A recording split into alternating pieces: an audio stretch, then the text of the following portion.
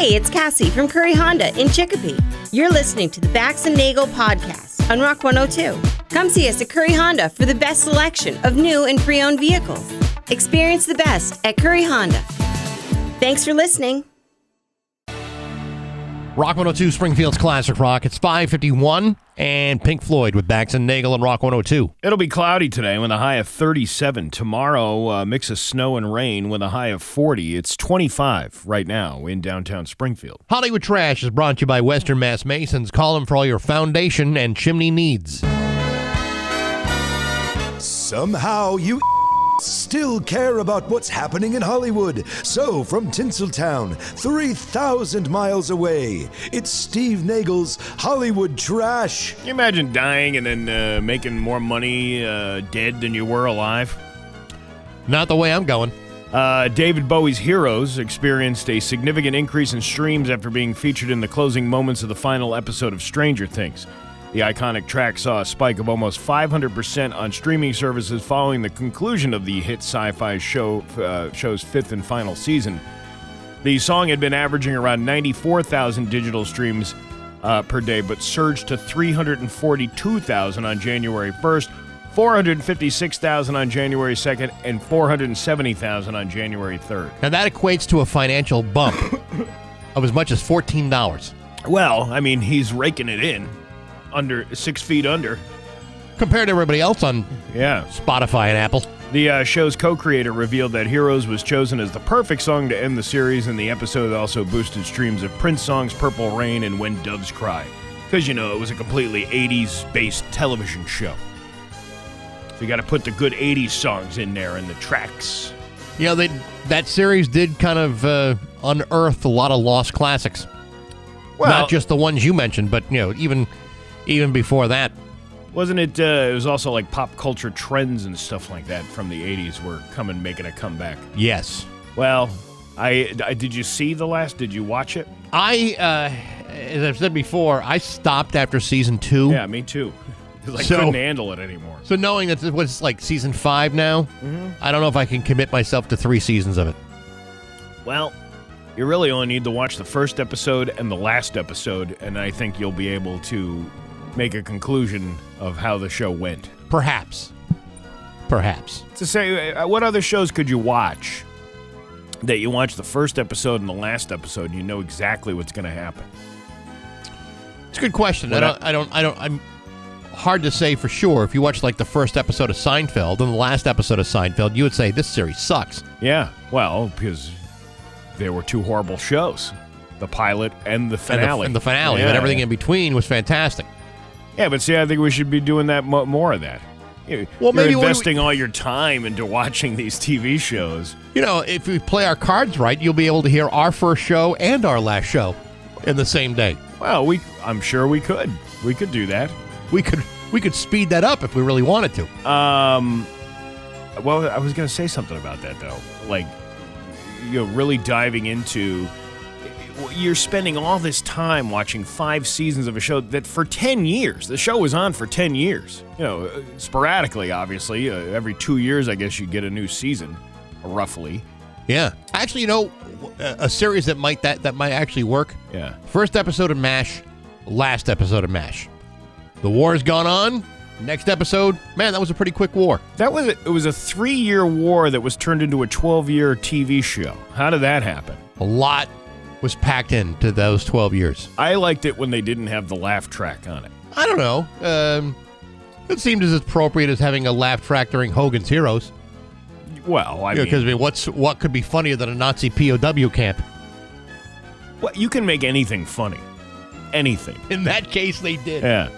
Michael Shoemaker, the Wisconsin author, has written a variety of works, including biographies of Francis Ford Coppola and Eric Clapton, as well as accounts of Great Lakes shipwrecks. His diverse range of subjects showcases his talent as a writer of wide interest. He's dead now. He died at 75. That's too bad. Well, I mean, that's a lot. Clapton, Coppola, and shipwrecks. Guy had a pretty good career. Very diverse. I would say so. Airborne, the rock and roll band from Warrnambool, Victoria, is gearing up for a European tour with 6 UK dates and hints at a new album and promises to be maximum airborne. Frontman Joel O'Keefe shares excitement about seeing AC/DC on their upcoming tour in Australia and discusses the band's enduring comparison to the legendary rock group. The band recently debuted a new song, Gutsy, at Download 2025 and plans to preview more material on their UK tour. Nope, me neither. Who's Airborne? Have you talked to these guys? No, not yet. That's not to say it won't, but as of right now, no. They're tight with AC/DC. Or he likes to think he's tight with AC/DC. Does AC/DC think they're tight with AC/DC? I don't think so. The headline was very misleading. Yeah, that's usually how it goes. Yeah. Billy Joel made a surprise return to the stage in South Florida after canceling concerts due to a health diagnosis.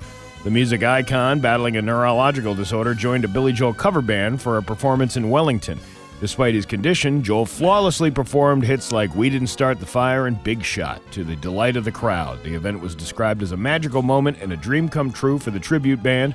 Joel's resilience and musical talent shone through, leaving a lasting impact on everyone who was in attendance. At what point do you say, we shouldn't be doing this anymore? What, the cover band or Billy Joel? Well, Billy Joel. I don't know if he was planning on just playing. I think it was kind of like an impromptu decision. He was in the crowd and someone said, hey, you want to sing one decent song and your worst song at the same night? Do most artists show up to their own cover band shows? It has happened. Yeah. Yeah. Why not? I don't know. I just, like Marty was talking about Phil Collins a couple of weeks ago and how he went and saw, like, they wheeled Phil Collins out on stage to kind of mumble in the air tonight. Right. If you were drowning, I would not lend a hand, mostly because I can't get out of the seat. And not to take anything away, Phil Collins, yeah, right? Phil Collins is a very talented artist. Yeah, sure. But, can we just remember you the way we all remembered you rather than wheel you out on stage in a wheelchair to... I think Phil, at that point, probably had obligations to fulfill, and that's why he did it. Okay. As opposed to him saying, yeah, I still got some juice left in the tank. Yeah, I still got some spring in my step and a smile on my face. Well, it's Botox. I got a spring in my step if you can get past the Velcro straps in my shoes. And the tennis balls on the bottom of the walker. Kim Kardashian is being criticized for being needlessly wasteful after someone posted a video of showing Kim had wall-to-wall pink carpeting installed in her mansion when she held a Hello Kitty-themed birthday party for her kid. I'm sure that's something to say. Oh my God, the last time I was criticized for showing this much wall-to-wall pink was when Ray J fed his snuffleupagus to my panty mogwai after midnight in that sex tape you can purchase on YouPorn for $39.95. Don't feed it after midnight. Don't feed it after midnight. Kalen? Well, I never got that done and dirty with your mother, Chris Kim, but we once had a fun weekend of games and music. First, we got the blood flowing, playing a little pickle and balls. Then we played the classic game Red Light, Cream Light. What else did you play? Did you ever play Red Light, Cream No, Light? I have not played that. Oh, it's a mildly fun game. I bet it is. And finally, it was time of intense game of cornhole. Turns out there's more than one game with that name. And after all that, it was time to calm things down, so we lit the fire, laid out the bearskin rug, and got into each other while listening to the soothing sounds of music from the great British folk singer, none other than Mr. Splat Stevens. Which I believe he has a different name now. Isn't it Musavi? I'm being followed by a moon swallow. Something like that. And that is your Hollywood Trash on Rock 102. No, you won't. Ring in. Rock 102, Springfield's Classic Rock at 612 and Foreigner with Bax and Nagle at Rock 102. It is going to be, cloudy today with a high of 37. Tomorrow, mix of rain and snow, which is always nice this time of year. High of 40. It's 25 right now in downtown Springfield. Let's see. Maybe a round of Am I the A-Hole today? Yeah, we could do that. Yeah, why not? There was a lot of stuff that happened. Obviously, you were on vacation, and we were playing best of stuff. And have you ever gotten fired, or not fired, but at least disciplined for saying something on the radio that you shouldn't have said? More specifically, explicit language. No. But I'm a true consummate professional, Steve. I would never cross that line. But that's not true. There has been some point in your life where you have said something that you should not have said over on a hot microphone.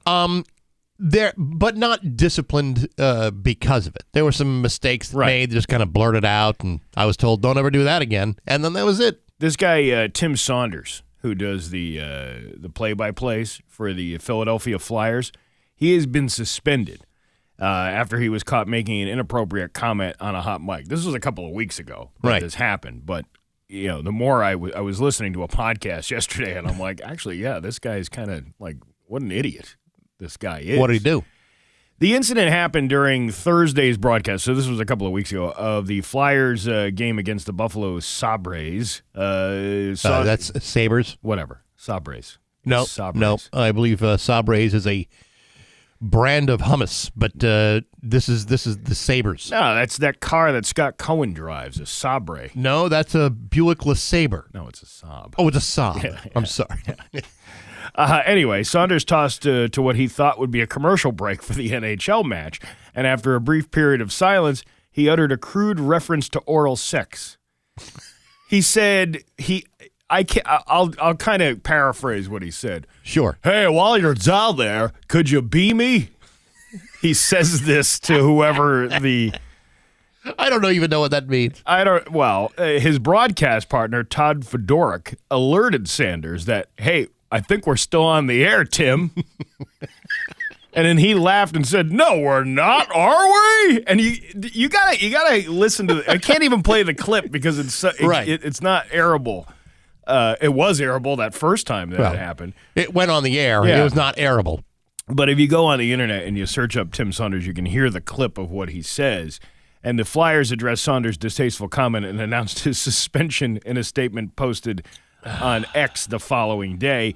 These remarks do not reflect the standards of conduct or values we expect from anyone associated with our organization. Effective immediately, the Flyers, along with our radio partners, 97.5 The Fanatic, have issued a 2-game suspension while we address this matter with all parties involved. You know why 2 games? Because you can't find anybody else to do play-by-play for the Philadelphia Flyers. Like, there's only a finite number of people that are allowed to that could do that successfully. Yeah, I mean, it's play-by-play hockey on the radio is not the simplest of jobs. The team also apologized to those affected by Saunders' comment. Who's affected? Well, this is the thing. I mean, I guess I can understand the discipline, and they're a private company and they can do whatever they want. That's right. Obviously, you broke the rules. You suffer the consequences for that kind of thing. But to go on to say what you just said, who's offended by that? Who was so offended by... And how many people are actually listening to the play-by-play of a Philadelphia Flyers game versus watching it on television or watching it in a sports bar or, not on the radio? Right. Well, I mean, the numbers are probably less because, hockey fans are going to want to watch it on TV, but sometimes you're in the car, you can't get to a TV, you listen to it on the radio while you're driving home. Nevertheless, there's always going to be somebody that would issue a complaint to a radio station manager or an owner or whatever and say, "Hey, I was in the car with my 5-year-old kid and my kid asked me, wait, what does that mean? What's a PJ mean? What is that? I don't understand that. Dad, could you pull the car over and explain it to me?" Yeah, son, it's a wholesale club that you can now get $15 memberships up on Boston Road. Yeah, it's what they replaced the Eastfield Mall with. Right. Absolutely. That and the Hobby Lobby. But there's always going to be somebody that's going to have a problem with it. But the average person, you, me, if you consider us to be average, we're going to hear something like that. And laugh. We're going to laugh our asses off. And go, oops, shouldn't have done what that a one. dope that guy is. Glad it's him and not me. Yeah. That's what I would say. Exactly. And then, the game comes back on and you forget about it. There was one time...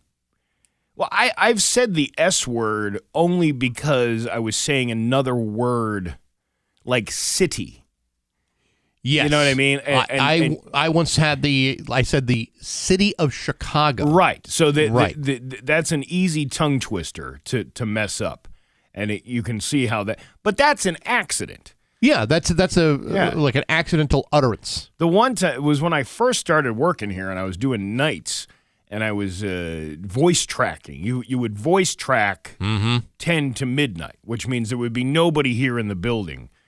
And thank God we got Natalie back here. Thank goodness watching for that. The lights. Right. But there would be nobody here in the building after like 10 o'clock or whatever, and we had a staff outing over at Louis B's that day. Yeah. Yeah. Yeah. And I got pretty tanked. Got overserved? I overserved myself. Good for you. And then I came in here to do a shift. And as I'm, obviously I'm sobering up, like, as the day goes on. This was like a noontime a good thing. Skinner classic will do that to you. Yeah, and so then, I come here at like 6 o'clock, and I just voice tracked the whole thing. Like I wasn't gonna stay there. I needed to go home and nap. That's what I needed. So then, as I'm driving away, it was probably like right after 7 o'clock at night.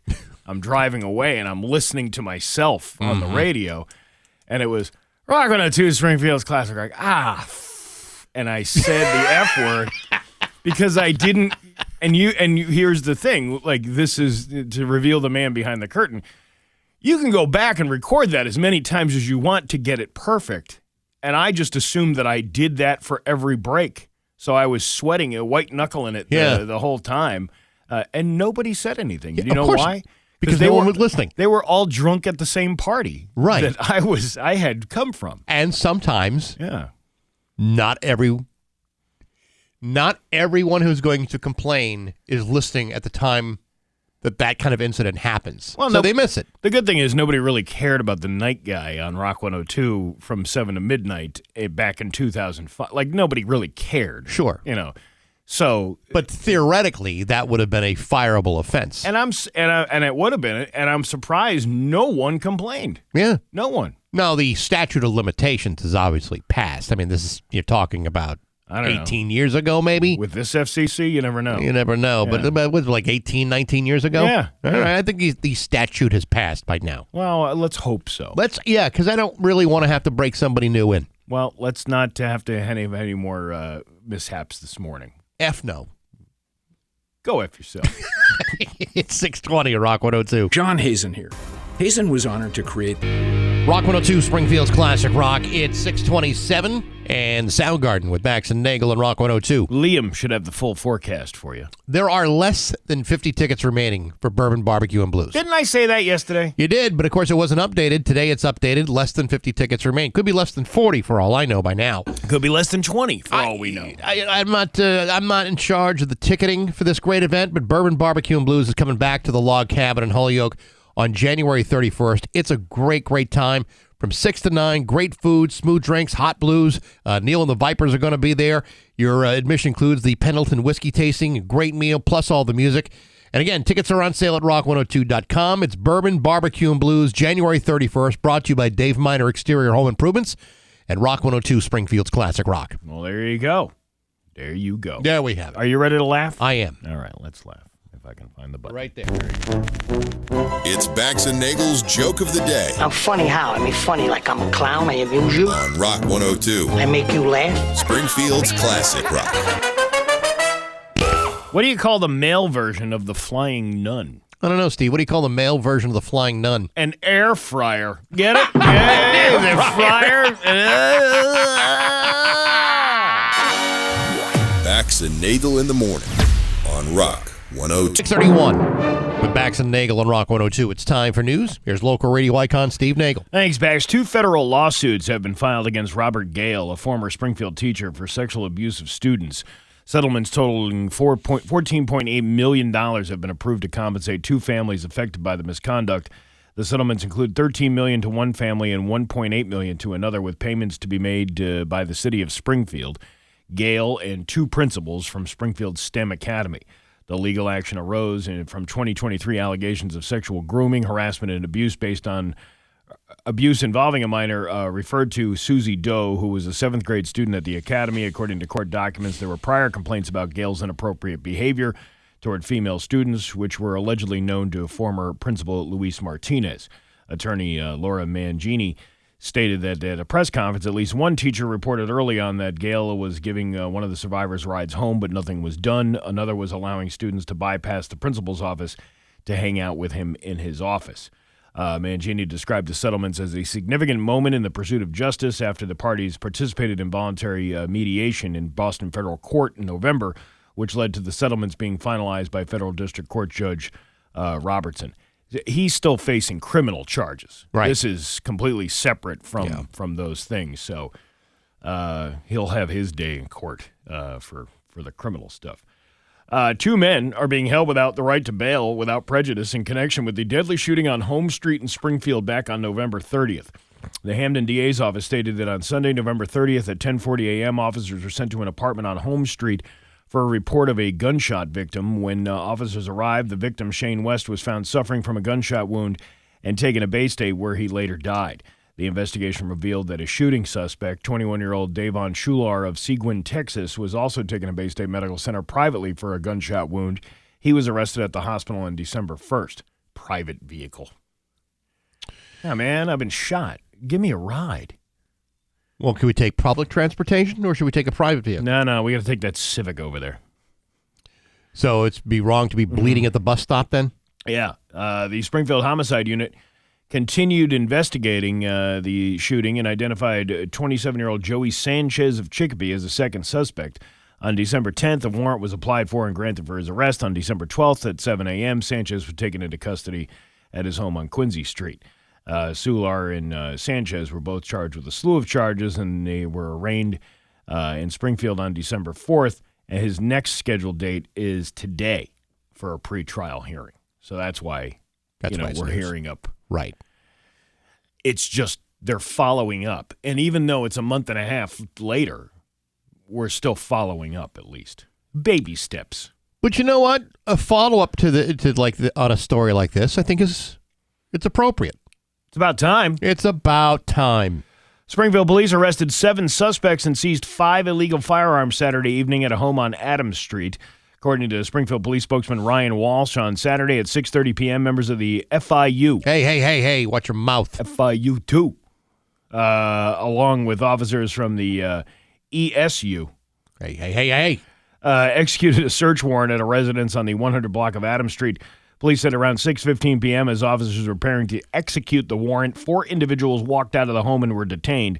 The group included 41-year-old Angel Sanchez, an adult woman, a 13-year-old girl, and a 12-year-old girl. The woman and juvenile girls were later released. Inside the home, officers detained 2 14-year-old boys and a 13-year-old boy. Police added that a 15-year-old boy attempted to escape on foot but was detained on the premises. According to police, 18-year-old Jadis Arnold Roberts ran out of the home and was taken into custody after attempting to jump a fence. You imagine grabbing your boys on a picket fence? Ooh, my gosh, that makes you think twice about committing crimes. Another suspect, 23-year-old Sergio Torres, who also tried to escape on foot and was later found hiding under a vehicle on Adams Street. Do you ever see like phone lines and someone's like tied like 2 shoes together and they throw them up and they're stuck on there? Yeah. Whenever I hear a story about someone impaling themselves right there in the cubes on a fence post or on a chain link fence, I kind of have that visual in my head. Yeah, me too. Like it's still there on top of the fence, and in an effort to get away, to avoid police on a foot chase, this guy keeps running even though everything's stuck there in the fence. Stuck on the fence. Hey, by the way, you left your sack back here. That would explain why it's so painful to run. Anyway, these guys were arrested. There was a bunch of firearms seized. One of these guys looks like a young Gene Shalit. Like with the hair. Well, that's a good look. With the puffy hair, and he's starting to grow. I believe they call that a Vogue stash. Remember those kids in high school that would always grow facial hair at like 16? And it was nothing but like very light, smooth hairs. Yeah. This guy's 31, and time still hasn't caught up with him. Oh, what are you gonna do? That happens, right? Mm-hmm. Let's see. West Springfield police confirmed that a heavy police presence reported on Piper Road Monday evening resulted from an incident involving an individual in crisis. According to police, officers were called to the area and safely brought the individual to the hospital under a Section 12 order, which allows for involuntary evaluation when someone is believed to pose a risk to themselves or others. No injuries were reported, and the situation was resolved without incident. There was, Ted Kaczynski that used to work here as an intern. He now works for 22 News, which is the perfect place for a guy like that. As a producer. Yes, and he posted a picture of the Pride Station in Ludlow last week that had no other information other than there was a large police presence at the Pride Station in Ludlow, and there were several police cars out there. And I'm like, is there any point where you say, is this even worth reporting on? Because it's just a bunch of police cars. That would be, or that'd be like should saying, you just ask? It'd be like saying there was a large police presence at the local Dunkin' Donuts this week. Several squad cars were seen parked in their driveway, parked in the parking lot. But clearly there was something. Yeah, that's what I'm getting at. But clearly there's something going on here. And it didn't even say, like, police didn't even have any comment. Like, did anybody go and ask? But he was so proud to put his name up on that picture. Ted Kaczynski being credited for that. No offense to Ted, but that's kind of every offense to Ted. Well, no, because he's not the only guy doing that. But he's worked here, and we talked. How many times did we tell him about detail? Yeah, but we don't know what they're telling him to do there. Maybe they're telling him, hey, whatever you do, don't ask questions. Don't ask questions like who, what, when, where, and why. Somebody needs to bully that kid. We should do it. No. Yeah. No. Pin him up, take his lunch money, and tell him to get the details right. We've done quite enough. A Pittsfield woman was arrested for allegedly driving under the influence of alcohol. I am so glad you're doing this story. Why? Because she's a hot... Because have you seen the mugshot? Yeah. Vermont State Police stated that at approximately 1:15 p.m. on Sunday, troopers observed a motor vehicle violation on U.S. Route 7 in Bennington and conducted a traffic stop. Police spoke with the driver, identified as 29-year-old Anna Sarabia, of Pittsfield, and noticed multiple signs of impairment. Following an investigation, it was determined that Sarabia had operated her vehicle under the influence and she was arrested. This is really a nothing story. It's more of a story because of the fact that she's a very good-looking girl. Yeah, but, I think this tells a very cautionary tale, Steve. It proves that it doesn't matter how attractive you may be, male or female, you are still capable of doing remarkably stupid things. Yeah, but I really enjoy watching people come to the defense of somebody because of the fact that they're good looking. And the first thing that I saw yesterday under the comments on the 22 News story was, I can fix her. Does she need bail money? And it's like all these people coming running to help. And then there's people chiming in going, why is this even news? Can't you leave this poor woman alone? What if it was your daughter? And I'm like, okay, but what about all the other people that have been arrested for drunk driving and they put their mugshots up and people go, oh man, that guy definitely looks like he's had a few too many. Not to be uncaring, but if my daughter was arrested for drunk driving, she'd have to face the consequences of drunk driving and maybe learn a lesson about drunk driving. And you know what? Sometimes humiliation is a good thing to, prevent you from doing something like that again. Yes, as much as the online chatter is all about how good-looking this woman is, that'll surpass in the next week. That'll pass right over. Most mugshots. Yeah. Most mugshots are not necessarily your Olin Mills quality type of snapshot. Not this one though. No, this was she didn't look drunk from the outside looking in, but this is like a smoking gun quality mugshot. Yeah. I applaud her. She had a very, very bad night, but she's going viral. She was issued a citation to appear in Bennington County Superior Court Criminal Division on January 12th. What do you say we get a bus up there for support? That's right. You can't put this woman in jail. She's too hot. Free Anna. Yeah, free Anna. Yeah, we'll get Turtle Boy out there. Yeah, we'll get right. everybody out there. Yeah, where's the free Karen Reed people who want to free Anna Sarah B of Pissfield? She's Pissfield drunk. No, she's not.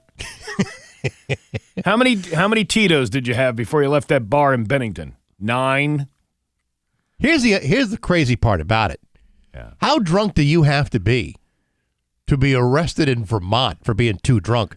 Yeah, isn't that kind of like Have you seen the people in Bennington? I was going to say, I thought that was a rite of passage, though. In order to become a citizen of Vermont, you need to get a DUI at some point. You need an ATV, Yeah. a couple of guns, and at least one DUI before you could even be considered to be a part of Vermont. And you have to be really drunk because I believe the BAC arrestable level up there is 0.3. If you're anything above a 0.3, you're in trouble. Below a 0.3, you're rewarded.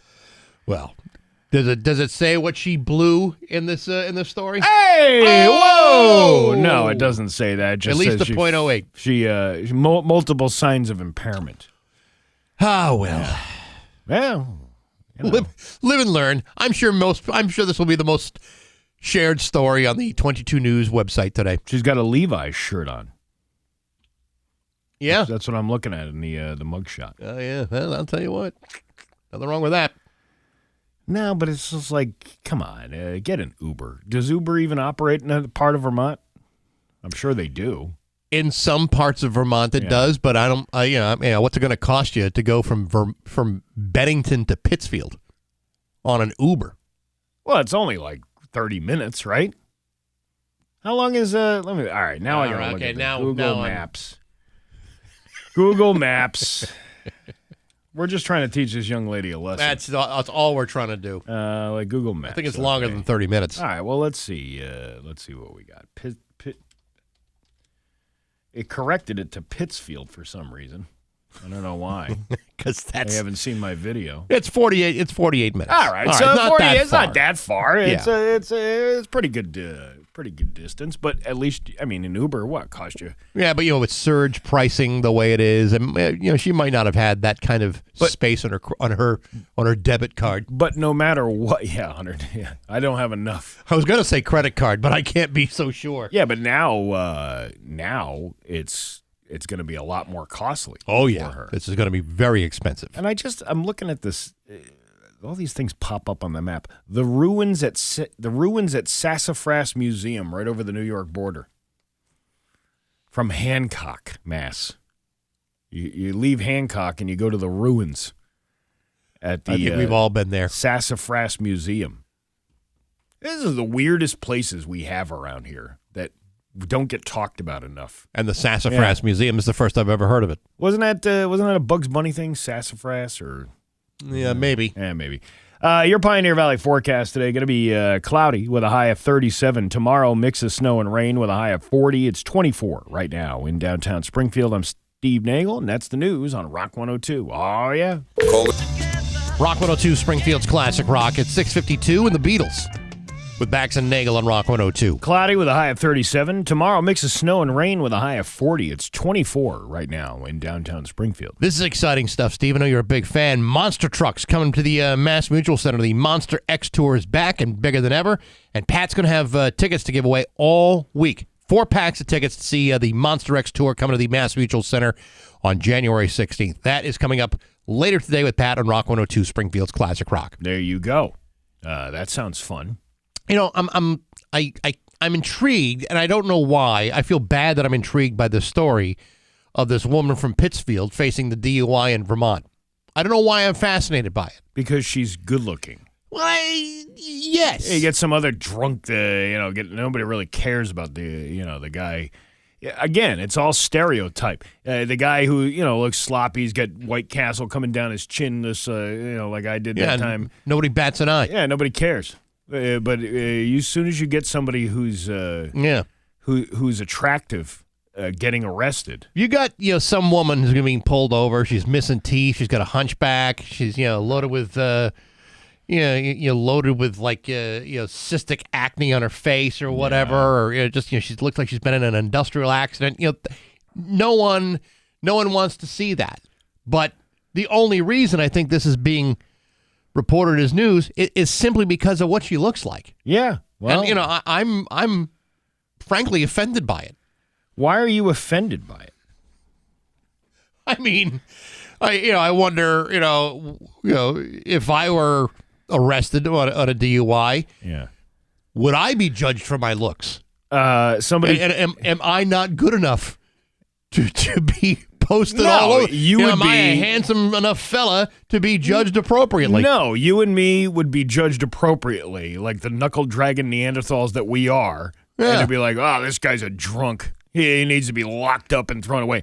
Meanwhile, people are like, hey, does she need bail money?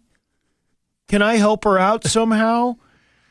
I'm willing to start a GoFundMe page for her defense. Mugshotties is a like another group that lists all of these like hot people that have been arrested. It's like an Instagram page, right? Yeah, I think so. Somebody tagged it at Mugshotties. Mugshotties.org. Is that .org? Is that it? Yeah, you can actually buy like T-shirts that say "I love hot felons." They got skateboards, shorts with the face of your favorite felons. This is on. I'm looking at the Instagram one. Yeah. Yeah, there's some pretty good looking gals on there. But just because they're good looking doesn't mean they're good people. Like I think that's the distinction that people don't make. How could somebody that pretty be arrested? Well, if they have an alcohol problem or some sort of... There are a lot of very beautiful alcoholics out there. And a lot of them aren't even alcohol-related. They're like assault and battery and things like that. But it's like, how? How could it be? Because they're humans. But after all this public humiliation and embarrassment that this poor young woman is experiencing today... How soon does she go back to the Appletinis at the local VFW? You know what? Sometimes it's a wake-up call. You know what I mean? Maybe. This person says, why must you post this? This is from the 22 News. Why must you post this? Would you if it was your daughter? Human mistakes are made. But public humiliation is unnecessary. Find other news that is to report that is not so dumb. Even if she is guilty, get out there and do some real news. And that just went right over the heads of all the people at 22 News. So let me ask this then. When you have one of these prostitution sting busts, and you get like this almost like Brady Bunch style montage of pictures of mugshots of people that have been arrested, should that not be posted? What about their privacy? What about what if these were your fathers and sons? Because I do think that the posting of mugshots is a little unnecessary. Yeah, but they're fun, though. They really are fun. I mean, because most of the time these things get settled out of court. This lady ain't going to see a day in jail or nothing. It's going to be one of these, all right, well, you'll agree to the sufficient facts and we won't give you a felony conviction and, you just got to go to probation. It's basically a money grab by the time it's done with the state. You'll lose your license for a few months. And I guess the unfortunate piece of being so good looking is that you've brought attention on yourself more so than you would if you were just some knuckle-dragging, ugly person. Why couldn't I have been born uglier? And remember when we made mistakes and the whole world didn't know, and please don't blow me up because of my mistake comment. God bless everyone who has never made a bad decision. Yes, it's agreeable, but what about all the other mugshots that are put out there? Nobody comes to the defense of somebody who is not attractive going, I can't believe you put this guy who killed his entire family's mugshot up on Facebook. Remember when, like, Nick Nolte was arrested? Yes. And it was like he was like completely blitzed and his mugshot was absolutely horrific. Yeah. Were people screaming about that, or were they saying, wow, look what happened to Nick Nolte? What happened to that guy, the former sexiest man alive? Yeah, sometimes it happens. Yeah, we pick and choose our outrage. Well, maybe she wasn't drunk, but she didn't want to do the breathalyzer. I believe that's an arrestable offense. That's what I'm talking about. There are plenty of other things. Just because you didn't take a breathalyzer test does not necessarily mean you were drunk. It's true. It's true. It's just the assumption that you get when you see somebody's mugshot. Well, and I look at this mugshot, I don't think drunk. I think she's an attractive woman. I'm going to post this on my bedroom wall just to know that I am support. I'm going to share this on my Instagram. Yes, you have lots of support. It's just about 6:59 on Rock 102. And now, Bax's View from the Couch. Brought to you by Rocky's Ace Hardware, Winter Storm headquarters before and after the storm. Hey, good morning, sports fans. How the heck are you? Folks, as you know, coaching at any level is a temporary position at best. 1 minute you're the greatest coach in the world, the next minute you're a mouth-breathing idiot that doesn't know what the hell he's doing. Sadly, these temporary positions are rarely filled by staffing agencies, and so these positions are often filled by the very coaches who weren't good enough to coach somewhere else in those temporary positions. Over the last several days, the NFL has seen 6 different head coaching changes, and it's only Tuesday. The list includes Pete Carroll of the Raiders, Kevin Stefanski of the Browns, Brian DeBall from the Giants, Jonathan Gannon from Arizona, Raheem Morris from Atlanta, and Brian Callahan from the Titans. 6 guys who took those positions thinking they could turn these crummy half-rate teams into something watchable, only to find out it wasn't possible. But that's not all, because not only do those guys get canned, but the guys they hired to help those underperforming teams play like garbage will also lose their jobs. Same thing with a couple of general managers. Terry Fontenot from the Falcons, Miami's Chris Greer. Both had jobs on Friday. Today they do not. Oddly enough, a guy like Kevin Stefanski is already being rumored for 3 different coaching positions, meaning there are teams out there unwilling to check references, statistics, or the internet to find out why Kevin Stefanski is suddenly available. As a guy who's held the same job for nearly 31 years, I gotta tell you, kind of prefer the comfort and security of a regular paycheck, whereas these guys and their future employers are under the delusion that things will be so much better with somebody else's former employee running things for a while. And yet, it's a hiring model that's driven the NFL for the last 106 years, which means there's not a single team in the NFL that's learned their lesson, and it's certainly not going to change anytime soon. But hey, enough of my yapping. Sports brought to you by Rocky's Ace Hardware. Your furnace is working hard. Don't make it working harder than it has to. Go to Rocky's. Pleated furnace filters, buy 3, get 1 free. Change your furnace filters and let that poor furnace breathe a little easier. Buy 3, get 1 free furnace filters at your neighborhood Rocky's Ace Hardware. I'm Bax. That's my view from the couch. Rock 102. Rock 102, Springfield's Classic Rock. It's just about 7:12 and the Rolling Stones on Rock 102. It's going to be cloudy today with a high of 37. Tomorrow, a mix of snow and rain with a high of 40. It's 25 right now in downtown Springfield. Are you ready for another round of Am I the A-Hole? Yes. All right, let's dive right into it. Am I the a-hole for outing my aunt's bedwetting after she kept asking about my sex life? You know, you've already put a great story in my head, but go ahead. I'm 18 female, and I'm paralyzed from the chest down from an accident 3 years ago. I live with my older brother, and this past week he hosted a big family reunion with multiple other relatives staying in the home. Very little privacy. The last time I saw her, my aunt would not stop asking invasive questions about my body and my sex life. I told her multiple times to stop, and she laughed and said that since my care affects the whole family, it does not. It's not really private, which is BS. Then on Saturday, she stayed over and wet the bed. I know because she asked my brother about laundry and he found out about it and told me. No one else knew. I, of course, wasn't planning on telling anyone because obviously that's embarrassing for her, and I, above anyone, know what it's like to not have full control of my body. But then yesterday, the family had lunch with everyone. She started with her BS again and joked that my boyfriend is more of a nurse than a lover. Ooh, Jesus.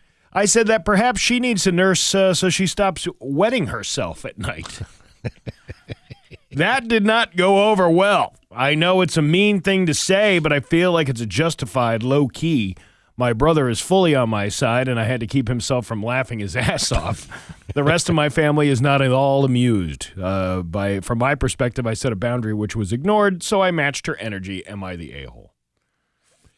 I got to tell you, you reap what you sow. If you've been told multiple times to shut up, then shut up. So, I mean, I don't feel terribly bad for the bedwetting aunt in this situation. You know, somebody, and I don't feel bad for her either, and somebody pointed out in the comments, your aunt is gross. Why is she so interested in your reproductive activities? Which is kind of... Yeah, it's nobody's business. Why would you bring that up? not only, I mean, to a family member as well. Like, the whole situation of her even asking about it is weird. I'm always amazed by people that just don't have that filter to not ask questions about things that are none of their damn business. Yeah. Like I once had I was at a family gathering, and there was this cousin that wanted to know what my salary was here at the radio station. And she wouldn't give up. Like, I was like, I'd really rather not talk about it. It's none of your business. And hammered at it. And I never gave her the answer because it's still none of her damn business. But it's like, I almost wish I knew that she was a bedwetter because I probably would have said the very same thing. Why is that so taboo that it's none of anybody's business what somebody makes? What is the deal with that? I never understood. I know, you're not supposed to talk about it, but why is it so taboo? Because I don't think, I mean, if you have no problem letting people know, that's fine. But it doesn't really matter what it is. If you ask me a question, I don't feel comfortable answering it, and I say I'd really rather not talk about it. That should end the conversation. I get that part. I'm just trying to figure out why it's so taboo. Because sometimes people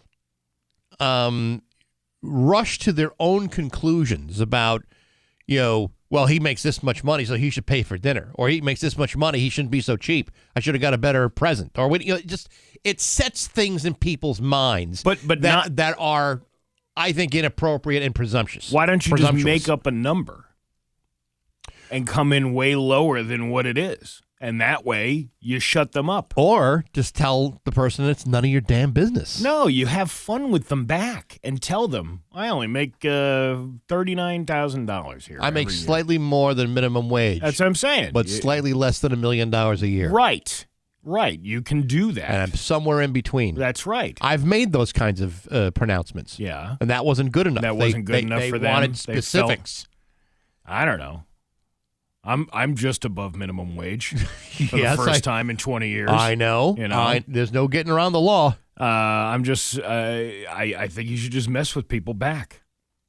Ask them how much you think you would make. That's what you should say. How much do you think? Yeah, well, I've turned the tables. Well, how about you tell me what you make out a year first? Can you tell me what this cousin did, or you just don't want to? I know you want to get into too many details. Landscaping.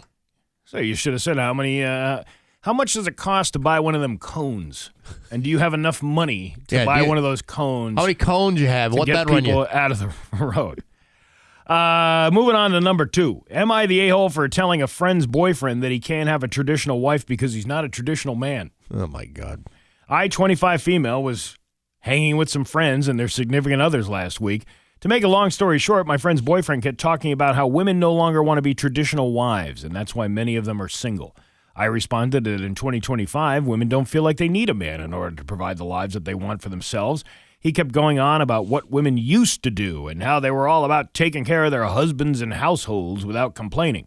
I let it go for a while, but then I got tired of hearing his rant and told him that he can't have a traditional wife when my friend goes 50-50 on all the bills with him and works more hours than he does. I continued with he isn't his traditional husband and can't provide for his household like he's supposed to, so that my friend can stay home and do those traditional duties. She said duties. Yeah, right. I may have become the a-hole when I told him that it sounds like he wants another mommy and not a wife. It became silent, and he told me that way of thinking proved his point. The conversation pivoted elsewhere, and I thought that was it, but I got a message from my friend saying that her boyfriend was upset at me for what I said, and I embarrassed him. He wants me to apologize, but I don't think that I should have to, being as though I was responding to his rant about traditional women. My friend says she doesn't think I'm wrong, but doesn't think I'm right either, and I should have just let him talk because he had a few drinks. So am I the a-hole? Listen, when somebody's spouting off that much, I don't think there's any harm in saying something to either shut them up or, or try to divert the conversation to some other area. Yeah. Yeah, I mean, when you're making those kinds of points about the way things used to be, there's a shelf life in that conversation. Yeah. You know what I mean? And I think this guy probably took it maybe way too far. Well, That's what it sounds like. There is this like movement now where, they want to go back to that whole. Well, good luck with all of that. I was going to say, good luck finding anybody who's. Yeah. There are people out there who are willing to do that. I'm sure. And there's nothing wrong with that. But if you're going to try to change society after a few belts of Mad Dog 2020 or whatever you're knocking down that night, you're not going to change anything. But it would also be different, I think, she's kind of right about the, we talk about incomes.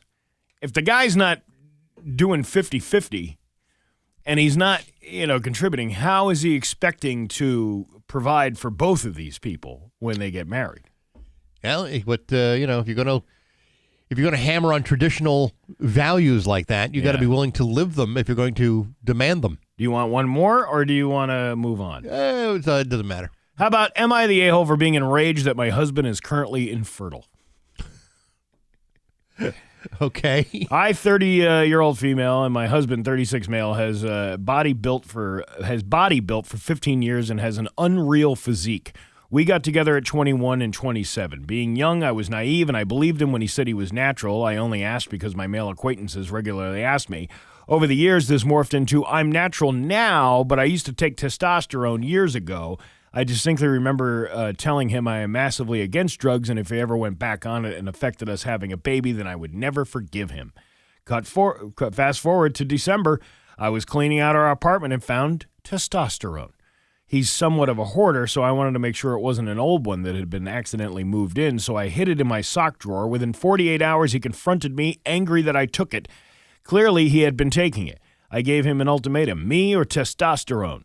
We were set to get married in the summer. He promised he wouldn't take it again. He promised my parents too. So things settled down, and we have been uber keen on having kids ASAP, him slightly more so than me even.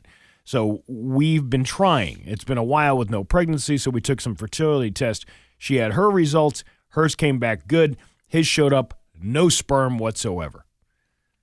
And the doctor asked him if he takes testosterone, and he goes, 12 months ago. And then the doctor said he'd expect sperm to recover in 3 to 4 months, which means we would need to take a load more tests to figure out what's the problem going on with this guy. Mm-hmm. My first reaction was to comfort, obviously, but when he heard 3 to 4 months, he seemed less deflated than he had been when he had first heard the results.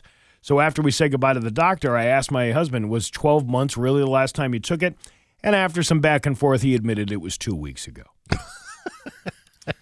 He's fuming. He lied to me. He's been wasting my time. He risked our future child's health. He risked his own health. He risked our future. But he's mad at me for not being supportive and thinks I'm being completely unreasonable in my reaction. He thinks I should focus on resolving the issue rather than the why. That I married him knowing his history, so I should be okay with it. He's making me doubt myself. I see. Yeah. Okay. So gaslighting is a great choice in this situation. Yeah, but she's admitting to herself she was young and naive. She was 21 when she got married to the guy. Right. You also don't know the cause of the lack of sperm production, too. I mean, it might not be purely about testosterone. I mean, maybe the testosterone is being used for other things other than just, growth hormones. I didn't know testosterone made you have no sperm. I didn't realize that. No, a vasectomy would make you have no sperm. Yeah, but cut it off at cut it right off at the boys. Yeah, the source. Well, testosterone is a hormone that may actually help. But somebody said here in the comments, realistically, if he's 36 and he's been on testosterone for a long time, he'll probably need to be on it indefinitely because maintenance dose to keep testosterone within a healthy range. Right. But that also affects your fertility in the long run. That could very well be. The problem that this guy has isn't so much that he's using it, but that he's not being honest about it. Yeah. If he was being honest about it, then maybe they could figure out a way to get through this. But, I mean, there are many reasons why someone takes testosterone. There are many reasons why there may be, low motility or, low sperm production. She needs to kick his ass out the door and find somebody a little bit younger. Find someone who's a little more flabby. Yeah, a little more fertile. Someone who's less appealing and less muscle-bound. Yeah, somebody who doesn't have to, is not just a muscle with a head at the gym. And there you go. That's your round. There you go. Another round of Am I the A-hole? It's 724 on Rock 102. It's 727 with Bax and Nagle on Rock 102. Liam's got the full forecast for you. Hey, this week on Baxy's Musical Podcast, my guest is Rock and Roll Hall of Famer Stu Cook from Creedence Clearwater Revival. We talk about the band, we talk about the breakup, we talk about the feuds, the lawsuits, all that fun stuff that has kept that band away from playing with each other for many, many years. Also, he's also a member of a band called Jackdog. It was a band that in the 90s, he was involved with John McPhee and Keith Knutson from the Doobie Brothers. They recorded an album. It didn't get released for 18 years. It's actually a really fascinating story. The whole interview is loaded with really cool stories. Check that out on Apple Podcasts, Spotify, YouTube, and on the Rock 102 app. All brought to you by Metro Chrysler, Dodge, Jeep, and Ram at Chicopee and Rock 102 Springfield's Classic Rock. There you go. Okay? All right. All right. What else is going on here? I don't know. Well, we got news and all that stuff, and it's coming your way next.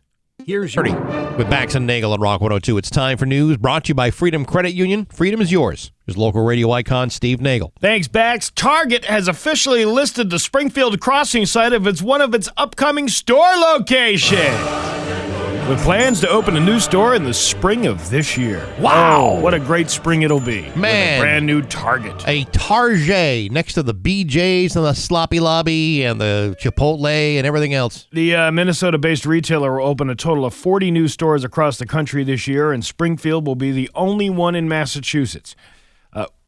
New one. The new one, yes. Paperwork filed with the Hampden County Registry of Deeds shows that Target's purchased the parcel of land for $175,000. That's it? That's just the land. I know, but that's all for a giant retail location. $175,000 is a pretty good deal.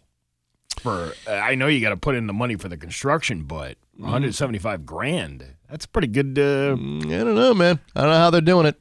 But, yeah, that seems to be relatively inexpensive. But, I mean, it's, they've been talking about the Target since the very beginning. Mm-hmm. Is that building built already, or is this something that still has to be constructed? You know what? I haven't been over. I haven't been over there enough to know. I haven't been into the lot yet. I've been driven past it. I haven't gone to the BJ's, kind of waiting for the holidays to die down. Yeah. Then I'll go and I'll start to, buying like a 50-gallon drum of mayonnaise or a 25-gallon drum of olives or whatever. But, until that happens, I haven't gone in yet. But I'll be there. By the way, I went to Costco last week. Yeah. And they got this thing that's been going on for a little while. If you're an executive member, you get to go in an hour earlier than everybody else. Oh, yeah. Yeah, that's true. The perks just keep on rolling. I have an executive membership. Again, much like my Bonvoy membership or any of the other great things that I'm involved in. I have not really taken advantage of that. Well, you should. Yeah, I suppose, but I mean, half hour early on the weekends. What does that really allow me to do? Well, you can make fun of the rest of the schlubs standing in line that don't have the executive membership that are waiting there until 10 a.m. when they finally let them in. It's kind of like being on Group A on Southwest Airlines and looking at all the slugs in B and C. Yeah, but when I've gone to a Costco, I'm never out of there in 30 minutes. I'm never out of there like in an hour. Sometimes it takes like an hour to get through all they got to offer. And so, one way or another, I'm gonna face a crowd. Yeah, but you're not gonna face as big as a crowd if you went there right at 9 when it opens for the executives. And you know what? I took that executive privilege to heart, and I went in there, and when I got to the end, and that guy was drawing lines on the receipts. And he didn't even look at what I had in the cart. He just drew the line on the receipt, and I was like, "You're fired. You're clearly not doing your job. You are not Costco material." I mean, I will say that I am an executive. There are times you go to Costco thinking, no one's going to be going, to Costco at like 11 o'clock in the morning on a Thursday. No one, and you go, and it's crawling with people. 2 times that I've noticed that there are no people, that are a lot less people. Tuesday at 10:30 a.m. And Sunday afternoons during football season. There's nobody there during. And same with the BJs too. You can go and get your BJs, as much BJs as you can handle during Sunday afternoon football games. A lot more people are out watching football than they are shopping at a big box store. And yet, people are gonna go. Now, the Target is interesting because you get the Kohl's down the street, you get the Walmart down the street. People have never have access to a Target. Yeah, Target's just too expensive for my blood. Really? Yeah, it's not. I don't find any deals there. It's not. It seems to be overpriced stuff. It's at a Target. Maybe. I mean, I haven't really comparison shopped while I've been in a Target. Usually if I'm in Target, it's I really want that to be an in and out type of experience. Listen, I don't like going to any of them, but I'd pick Walmart over Target if I'm going to buy something like an appliance, like a microwave or something like that. I'd go to Walmart for that kind of nonsense. Target, I don't remember the last thing. I think I bought coffee at Target because it was the last place I was walking out of the mall, and I needed. They had coffee. that Starbucks inside. No, I need like a Folgers thing of coffee. Like Folgers Crystals, which was more expensive than it would have been at the BJ's or at a Walmart. I don't know. I don't know. Anyway, they're coming to Springfield. It'll be open in the spring. You should be excited about it. I'm excited about it. Are you excited about it? I'm moderately excited about it. Yeah. I don't think anybody's really excited about it. New Haven Police Chief Carl Jacobson admitted theft and misuse of public funds. Mayor Justin Elicker announced during a press conference on Monday. He's an E-licker? He's an E-licker. Should have seen that coming. Jacobson allegedly admitted to taking money from a city fund used for confidential informants, according to Elicker. The fund is used to provide money to people who share information with police during criminal investigations. It's the human fund. It's money for people. Right. Several officers noticed irregularities with Jacobson's use of the fund and contacted Assistant Chiefs Zanelli, Etienne, and Baktana. Wasn't Baktana a song by Steely Dan? No, that's Bodhisattva. The money was utilized for personal use, according to Elicker. Jacobson was confronted Monday morning at police headquarters by 3 assistant chiefs where he admitted to taking the funds for personal use. He filed paperwork for his retirement, effective immediately prior to meeting with Elicker. The mayor was planning to put Jacobson on administrative leave. Hey, before I get in trouble for this, let me go file my retirement paperwork. Yeah, let me get this under wraps right away. His current contract was scheduled to conclude at the end of this month. Elicker said there's no evidence that anyone else was involved at this time, and the mayor could not comment on the amount of money allegedly stolen or how long Jacobson allegedly used that stuff. Do we know what kind of personal use he was using this money for? See, that'll come out later. When they clear the air and the dust settles and here we are finding out what he did. I always want to know what they spent the money on. You ever see those people who steal money from PTA organizations or things like that? They weren't really using the money. I'm more sympathetic if you're doing something like that, or I can understand why you did it if you didn't have any money. You know what I mean? Right. As opposed to, well, I'm just stealing this money so I can go afford bougie cars and things like that, as opposed to I needed the money because I couldn't afford my mortgage for the month and things got out of hand and I took a little too much and here we are. So he's in New Haven. Okay, so let's try to keep that in mind here. Let's say he's swiping a couple bucks, go to Sally's or Frank Pepe's. Mm-hmm. Frank Pepe's. Yeah. I mean, would that be seen as outrageous? The pizza's terrific both those places. Are you buying enough pizza for the rest of the department? Well, it depends. I mean, a regular, say, like an original tomato pie, going to cost me like almost $12. Yeah. Well, if I'm going to go and buy pizzas for everybody at the station, it's going to be at least 4 or 5 pizzas for everybody at the over there. Yeah. Where am I going to get that money? Going to use my own personal fund? No. I'm going to use the money that's usually left for informants. And if any informants happen to be at the police station at the time, they can have a slice too. All right. Does that make me a bad person? No, it makes you buying a better pizzas. It makes you a better person, that you contributed to the satisfaction of other people with the misused funds. But see, I'm wondering if that would be labeled personal use. I don't think that's a terrible use of police funds. Well, you'd take everybody on a bus trip to Mohegan. Okay, yeah. That'd be a fun afternoon. That's a fun afternoon, sure. A bus full of informants? Why not? I think informants do enough work where, maybe a field trip is kind of warranted every now and then. Hey, listen, we appreciate all the work you've been doing for us and all the crimes you've been solving. We're going out for a field day. A section of Route 9 in Hadley was closed over the weekend after fire broke out at 231 Russell Street around 9 p.m. Saturday. Hadley police reported crews working through the night for the fully involved fire at the massage school.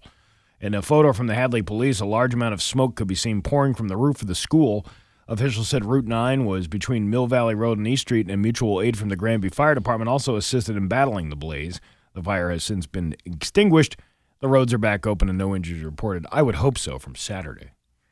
Hadley officials noted that on Monday the incident resulted in a total loss and said on social media that our thoughts are with the owner, staff, and students and all those affected as they move forward with this loss. So classes are canceled for Monday? I was going to say, nobody's graduating from massage school anytime soon. I mean, what do you, I mean, really all you need, what else do you need other than a big open room with a bunch of tables in it? Well, I mean, it depends the kind of massage you're looking to get certified in, Steve. I mean, you just can't, rub somebody down with exotic oils and say that's enough. You got to know. That's how I do it. Sure, that's how you do it. But an actual massage therapist, there's training, there's physiology they have to understand. They need to know, how the human body operates, how it works. This is not, where you go to learn how to do the, $80 rub and tug at the Orchids of Asia, day spa in Jupiter, Florida. This is a totally different kind of massage. By the way, I don't want to say it's a rub and tug place, but there is another spa that opened up in Westfield after the other one got busted last year.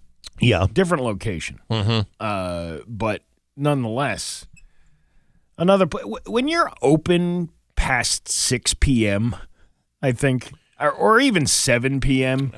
For a massage, if you're open until midnight. Yeah. You might not be completely on the up and up. I don't know any. Okay, but if I throw my back out at like 8 o'clock at night, or I got a hell of a case of sciatica, I got to wait till the following day to make an appointment? If I know a place is open until like 1, 2 o'clock in the morning, I'm going to need some help. Yeah, but if you think about, let's say, people who have massage therapists that they regularly go to. Sure. They go to those people because they're comfortable with them, and it's like a client-patient relationship. What is it? You're not a doctor, but you're a licensed massage therapist, and you have that comfort zone that you have with those people. If you're throwing your back out at 8 o'clock at night, are you really going, you know what? I really got to get in the car and I got to go to Westfield, or I got to go to any number of those other places that are open past the hours of 7 p.m. I think it depends entirely upon the customer. I mean, if I got like a knot, like right around the shoulder blade, I can't lift anything over my head because it's killing me. You can wait till the next morning until your regular LMT is open. Maybe trying to go to bed at night is impossible. The only thing that's going to help is to have some woman rub me down with exotic oils. That's the only thing that's gonna help me get a little bit of relief. Why isn't the nail place that's always attached to these places never open at the same hours? Yeah, I know nobody's getting their nail. You don't think there's anybody out there that wants to get their nails done at 9 o'clock at night? There may be some 24-hour nail places out there for nail emergencies. I don't know. If anybody knows any, let us know on the Route 10 Tire listener line. I just don't know how I would feel asking for certain services at some of these rub and tug type of operations. I don't even know how it works. Do you ask for that, or do they ask you? I honestly don't know because I haven't ever been to one. Well, I mean, but what is the exact address of this place in Westfield? 123 Main Street. I don't know what the exact. But there was two guys up on a roof putting the sign up. Okay, but I don't know like the etiquette. Like, how do you? Because anytime you see these places get busted. Yeah. Oh, they were charged with sexual conduct for a fee. Who was the initiator on that? I mean, the customer is always right. And then how do they distinct between, because everything is a muscle. True. So why is that excluded from the group of muscles? And let's say, for example, that the trouble spot in your body happens to be around the groin area. That real estate. I mean, you gotta work that out. Yeah. You can't just be expected to just, walk around with that kind of discomfort. Yeah. And I saw some comment on the Westfield Community Forum yesterday that said, "Ladies, keep an eye on your husbands. Make sure they stay far away from this place." And I was like, if you have a problem with your husband going to a place like that, maybe you need to up your ante at home. I'm just saying that. Yeah, on the other hand, I've had legitimate massage that was absolutely wonderful. Yeah. And nobody touched any bits and pieces. I've had a horrible massage from a licensed massage therapist that I feel like I got effed at the end. Really? Yeah, because it was the worst massage I ever had in my life. Why was it horrible? It was like you could tell the person didn't really know what they were doing. Mm-hmm. You're talking like $100 that you're throwing down for a 30, 40-minute session or whatever it is. Sure. It's like, I don't know. And then you got a tip after that? Oh, Come yeah. on. You got to show some appreciation for what they do. Well, maybe you should be a little bit better. We've had it, my wife and I have had a couple of massages all the time. Love them. I had one of those on the beach in Aruba. Oh, yeah. Under a hut. Yeah, that's nice. Yeah. Well, when you're half in the bag. That helps. You fall asleep on the table. Is it falling asleep or passing out? It's more passing out if you've been half in the bag. You're Pioneer. Look how late it is. Hey, cares? Cloudy with a high of 38 today. Mix of snow and rain tomorrow with a high of 40. It's 25 right now in downtown Springfield. I'm Steve Nagle, and that's the news on Rock 102. Oh, yeah. Rock 102, Springfield's Classic Rock. It's 7:53 in Boston with Bax and Nagle and Rock 102. Cloudy today with a high of 38. It's 25 right now in downtown Springfield. We mentioned this before. There's less than 50 tickets remaining for Bourbon Barbecue and Blues, which is happening on Saturday, January 31st at the Log Cabin in Holyoke from 6 to 9. It's a great, great event that we've been doing for years. If you want to go, you got to get to rock102.com quickly and buy your tickets because this will sell out. Your admission includes a Pendleton whiskey tasting, a multi-course meal, and a live set of music from Neo and the Vipers. A great time at the Log Cabin. As you know, the food there is always great. Bourbon Barbecue and Blues, January 31st, brought to you by Dave Miner Exterior Home Improvements and Rock 102 Springfield's Classic Rock. More than 100 people gathered in Glasgow. Is it Glasgow? How do you say that? Glasgow Park on Sunday to watch someone get kicked in the nuts. The avant-garde event was billed as a final send-off to male anatomy before a trans person's bottom surgery, with the kick delivered alongside a flute accompaniment. A poster, which was circuit. What? Is this person's way of saying goodbye? Yeah. I mean, what is this? Well, they're getting rid of their parts, so you might as well kick them and make them die. But there's no reason to be, even if they're being removed, have to be removed because they're now damaged goods. A poster which circulated online read, "Come watch me get kicked in the balls one last time before bottom surgery."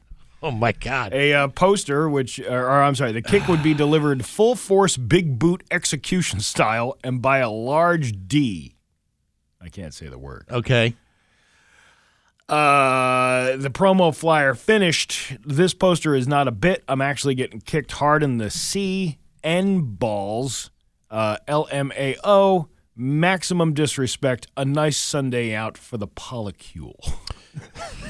Listen, I understand tradition, and I understand the transition period and the complication of that particular surgery, but man, even in its final moments, I wouldn't want to take a boot to the cubes. Well, welcoming the approximately 120 people who had turned out in the park, the performers said they had put up one flyer at my local bookshop and expected maybe 10 people to show up. To cheers, they went on, I made it to the top of the bottom surgery list. I promised someone like 5 months ago if I did, I'd get kicked in the nuts as a consequence. I'm shaking, but I'm also thrilled. The kicker then took over, saying that the event was about the transience of human experience. Is it really? Really? Okay.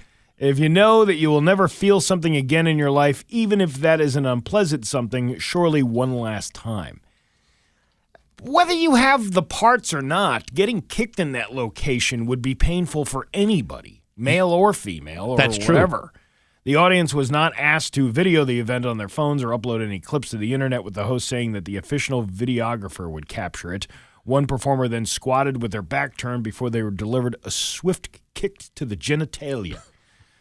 They crumpled to the ground amid cheers from the crowd, and locals heard to shout, "Now do it again! And what about the other testy?"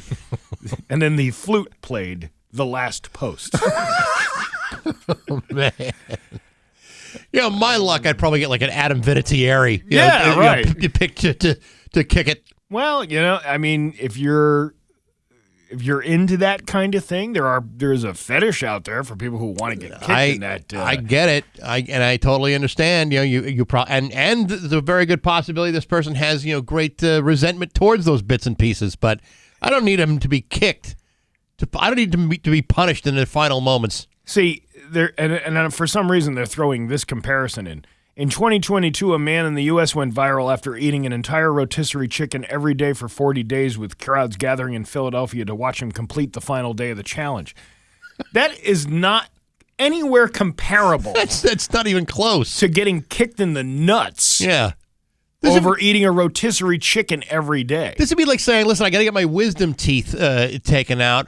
I'm going to do a contest where someone can punch me square in the face. Right. That's like, okay, that's probably not necessary and might result in additional damage that you didn't account for. I don't know. People do the craziest things, though, don't they? It's 7:58 with Bax and Nagle on Rock 102. Street in Springfield. And now, Bax's View from the Couch. Brought to you by Rocky's Ace Hardware, Winter Storm headquarters before and after the storm. Hey, good morning, sports fans. How the heck are you?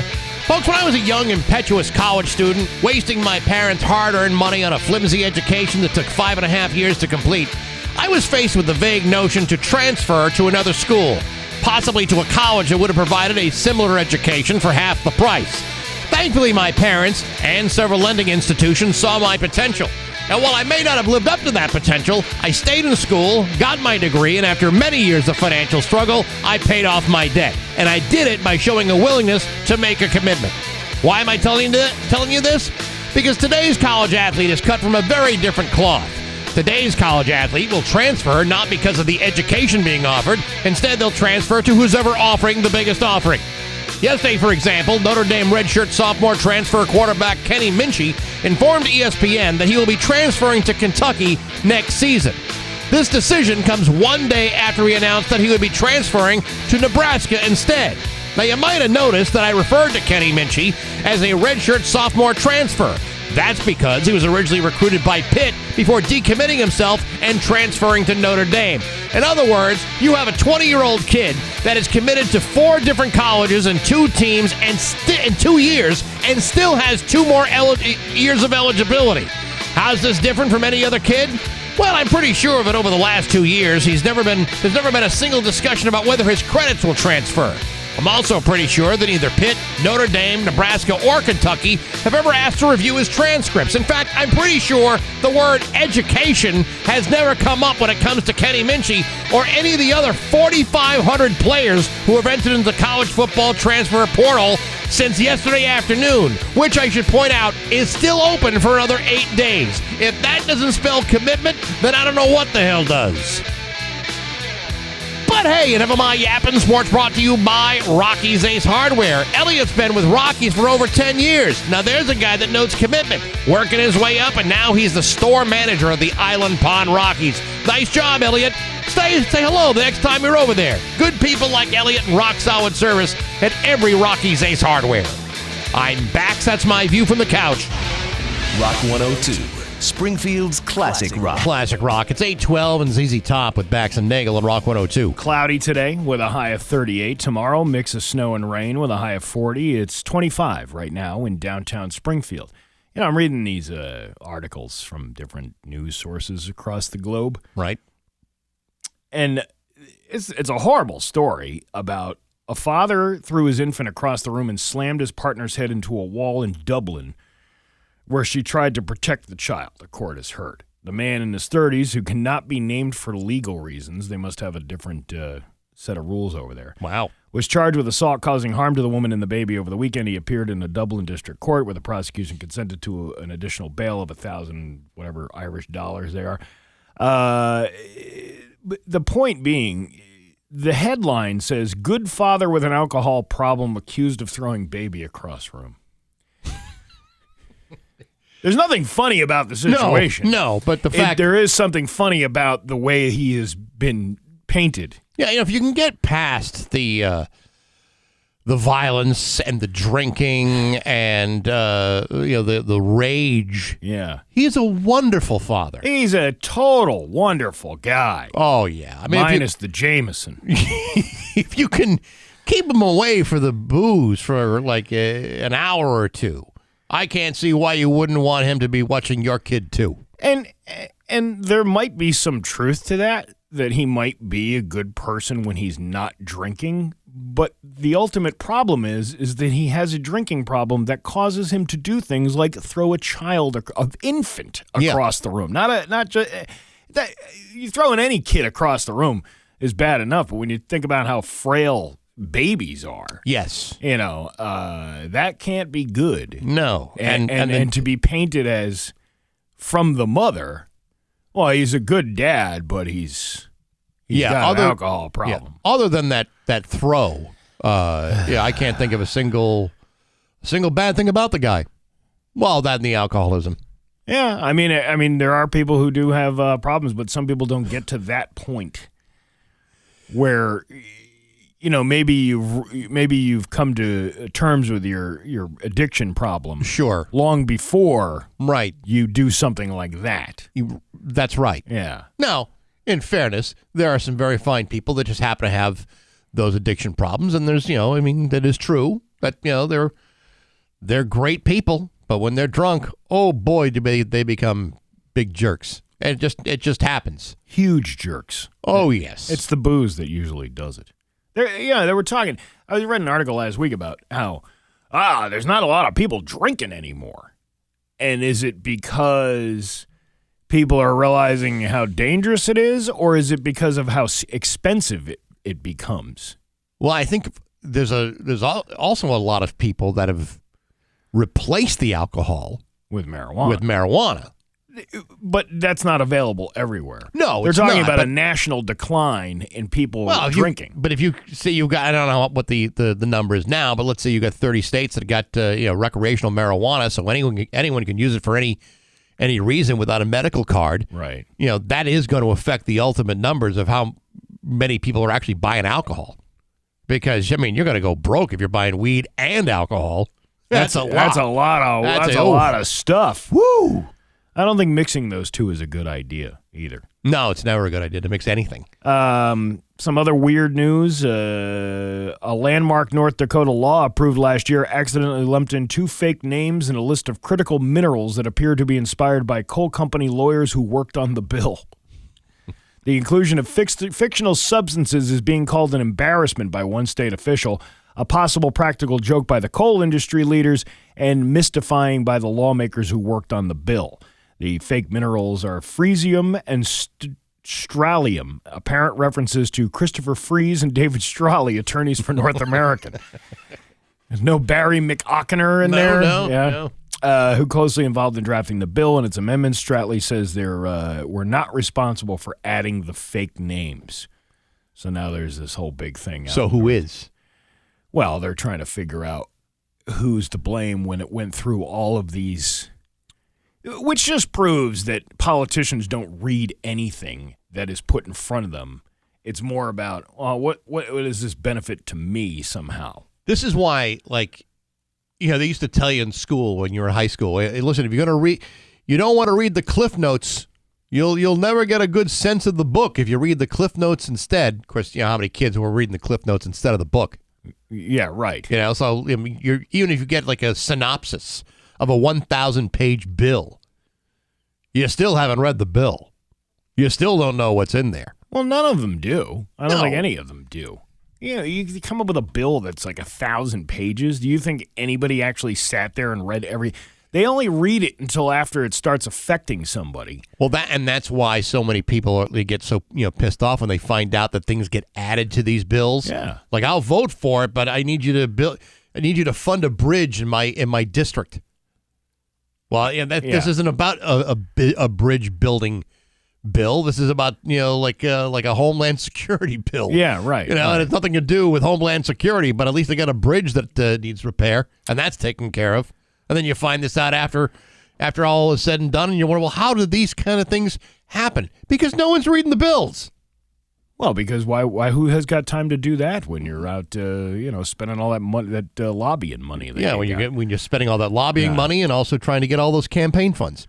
Here's one out of New Jersey. In a sobering decision, one drunk thief apparently changed his tune and returned 2 mandolins that had been previously stolen, according to the owner of a New Jersey vintage guitar store. In a social media post on Friday, Lark Street Music said that 2 previously stolen mandolins, a small guitar-like instrument in the lute family, if you didn't know what that was, had been returned to the store along with a handwritten note, partly in all caps, that read, "Sorry, I've been drunk. Merry Christmas. You're a good man." Buzzy Levine, who has owned the store since 1981, told ABC News that he was shocked when the instruments were returned. This does sound like a drunken type of thing. You know what we should do? We should go to that music store and steal mandolins and start a mandolin band. Play all around town with these very expensive mandolins. The story had previously posted surveillance video online depicting the alleged thief stuffing the instruments beneath his parka and leaving the store on Monday, December 22nd, and then asking for help in finding the culprit. How to steal 2 mandolins at the same time. Be on the lookout for this criminal and the Gibson and the names of the guitars. This thief has Montenegrin. How do you say that?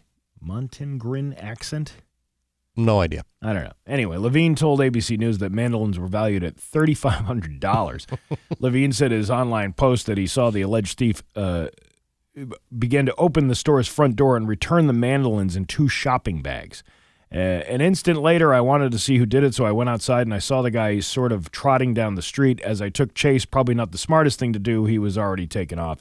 He was running really fast and kept looking back to see if I was catching up to him or not. That is a drunken behavior. Really, what are you going to do with 2 mandolins? Especially if you don't know how to play them. Well, right. But then on the other hand, if there's a bolo out for stolen mandolins and you're playing mandolins around town, someone's going to say something. Have you ever taken anything when you were younger while you were drunk? Like you're in a bar and you're like, I really want that in my dorm room or in my apartment. I was never a drunken thief, but I had roommates that were.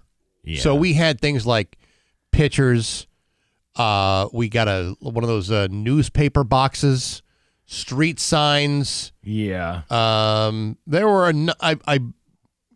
a number of things that were lifted that I don't even know. I didn't even ask questions. The newspaper box, that was. You didn't want to know. I didn't want to know, and but it was a spectacular steal. Wow, I'm sure it was. Still had newspapers inside of it, too. Oh, I'm sure it did. I don't know how they took it off the ground, but they did it and somehow walked it 6 blocks to our apartment.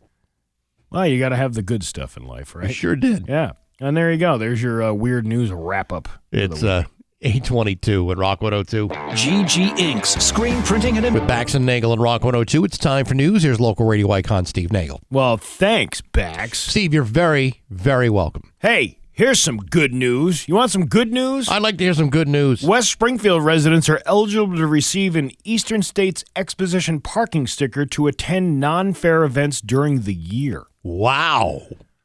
Except when the Big E comes around, then you got to pay. Well, then it's going to run you.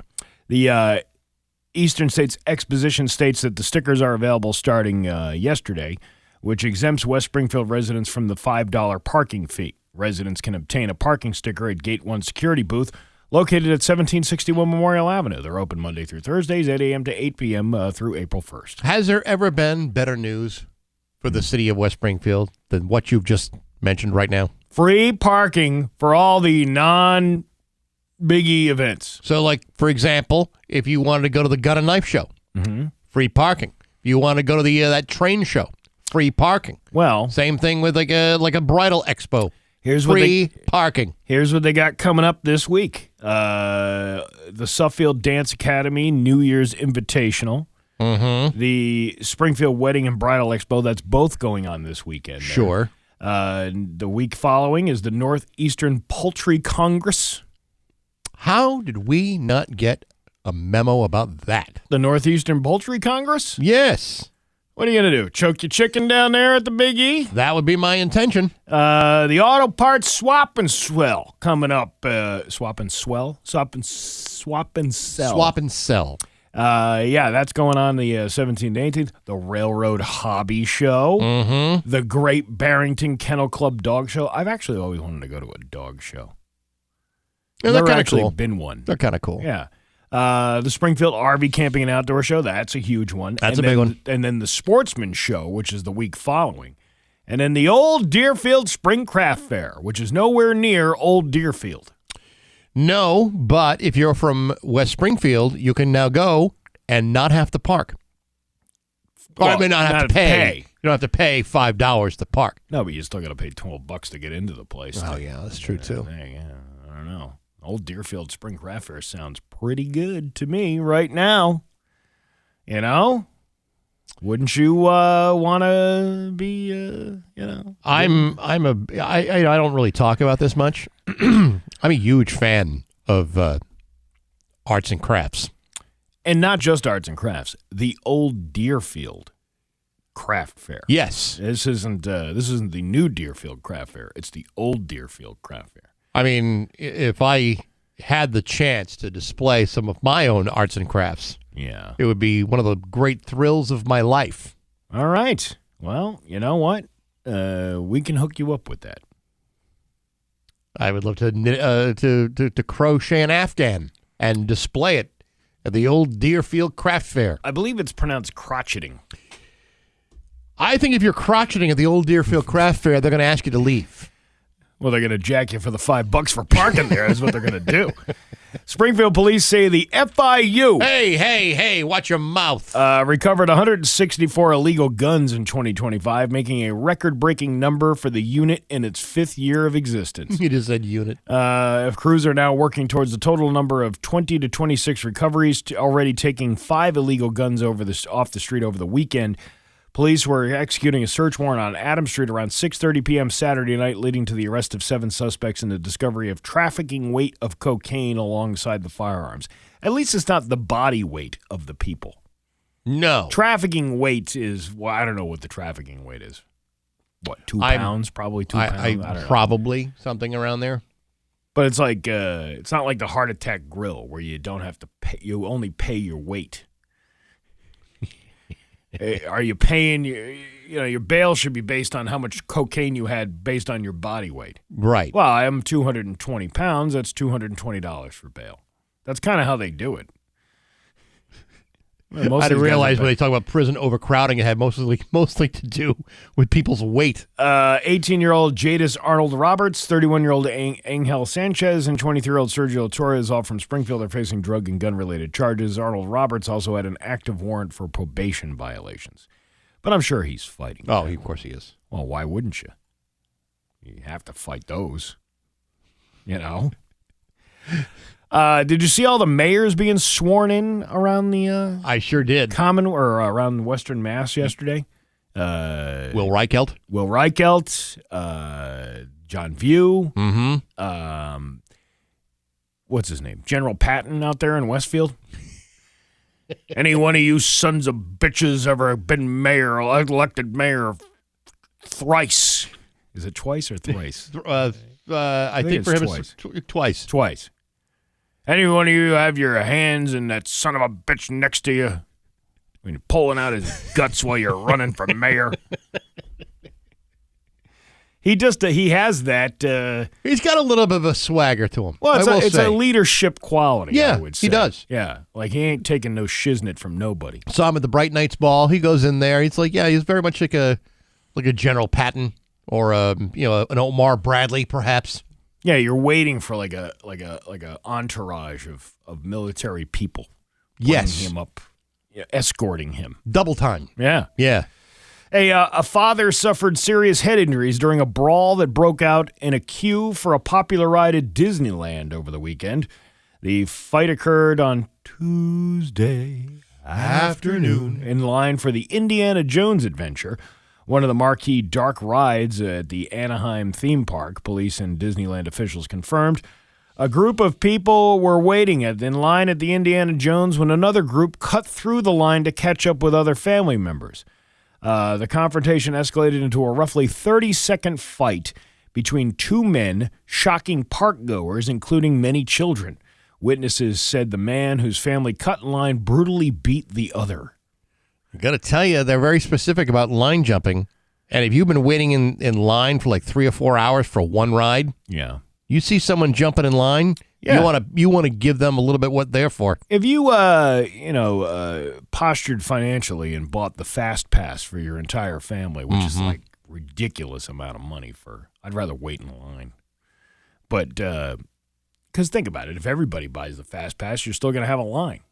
It's true. Yeah. But if you have the fast pass, does that exonerate you from any bloodshed that may have occurred while somebody cut in front of you? Like, hey, I have the fast pass. This a-hole didn't. And now I'm beating the living shiznit out of him because you can't cut in line at Disney World, especially in the Indiana Jones adventure. Interestingly enough, they don't have the same kind of violence at the spinning teacups or in the Dumbo ride or even in the Hall of Presidents. Yeah. That's a Hall of Presidents is usually the troublemaker. Usually people, inciting violence to get out of there. There were several people intervening to stop the man. He managed to get some hits in even with people blocking. Then he stepped back a bit so others did too. That's when he jumped in for one last sucker punch, which drew blood, and then he ran off with his family following. They're like, oh, we got to get Dad out of here. He just committed an assault.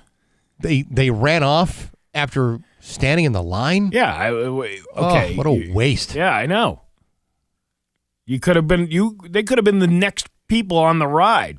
I remember taking the kids to Universal in Orlando and waiting for this is when like the Harry Potter stuff first started over there. Mm-hmm.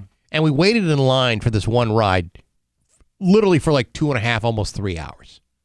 Now, you got little kids. Yeah. It's a hot, sunshiny day. Everyone's miserable. Everyone's trying to get on this ride. It was a pretty spectacular ride. But after about an hour and a half of waiting in line that's not really moving, I start to get agitated. I can see maybe throwing down a couple of fisticuffs. I'm more of the let's go to the theme park when it's not busy. Good idea. What I mean? You go on those days where like kids are in school, like during January, February, but not the vacation months. But they also tell you like around dinner time, like 5 or 6 o'clock at night. Yeah. The crowds kind of die down for a bit. Because everybody goes to eat. Everyone goes to dinner. Yeah. That's the time to go. Police confirmed the suspect fled Disneyland and remained at large as of Monday morning. They said investigators have strong leads on his identity and believe he's a Southern California resident. The victim, whose name was not released, was treated by Disneyland's first aid staff for injuries. Can you imagine that? You get it like somebody in a goofy costume. Mm-hmm. Oh, hey there, kid. We're going to put some stitches in you. He refused to hit back, which took a lot of discipline because he didn't want the rest of the family to get kicked out or blacklisted. Despite the ordeal, the family stayed at the park for the rest of the day. Well, that's nice. He's got a lump on his head, but he's all right. I mean, other than the violence and the injuries, I mean, it still is the happiest place in the world. It says her husband, this woman who was the wife of despite the stitches, did not suffer a concussion, adding that Disney security nurses and cast members were so magically wonderful.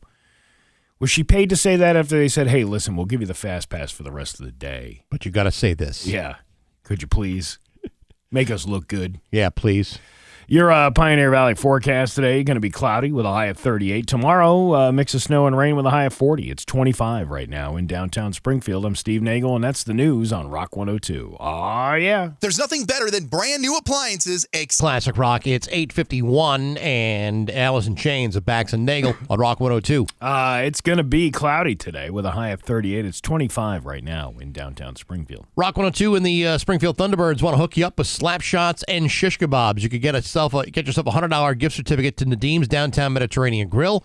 Also get a pair of tickets to see the Thunderbirds take on Toronto at the Mass Mutual Center on January 23rd. One lucky winner gets chosen at random on January 19th. It's your chance to win slap shots and shish kebabs from Springfield's Thunderbirds and Rock 102 Springfield's Classic Rock.